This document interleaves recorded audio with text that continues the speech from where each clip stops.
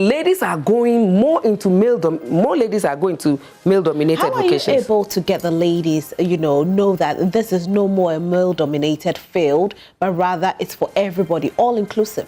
A lot of advocacy, a lot of sensitization, a lot of role modeling. We got quite a, because my space as the founder and the former executive director of NEWIC, that's the name of my NGO. I was the first person to introduce ladies in professional driving. So many of the Ayalolo buses, the females that you see driving, they were people that my NGO trained.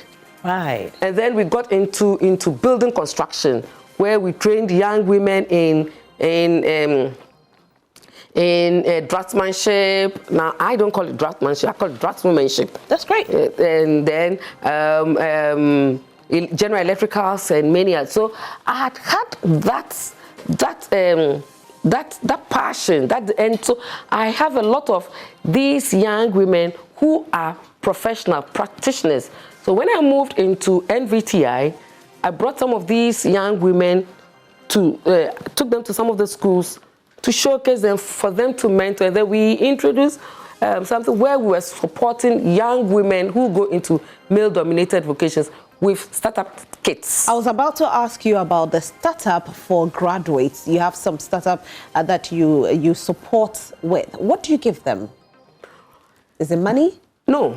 What is it? Basic tools. Okay. Basic tools. And then we connect them to industries, but in the schools, we teach them entrepreneurship, because the idea is to let people set up their own businesses so that they can also employ others. So we don't encourage all of them to go look for jobs, but rather they should create their jobs and employ the university graduates who are finished, are going to do grammar things and are roaming about looking for jobs. So many of the people who have been employed now, they've been employed by TVET graduates that they were once upon a time looking down upon them. Let me tell you one interesting thing.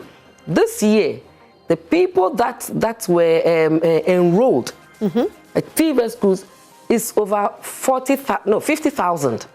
50,000 students. Oh, wow. That's telling quite you. A huge number. Huge it number. It means the interest is growing. Oh, the interest is growing. I'm telling you, this time, people with aggregate 7, aggregate 8, chose TVET schools.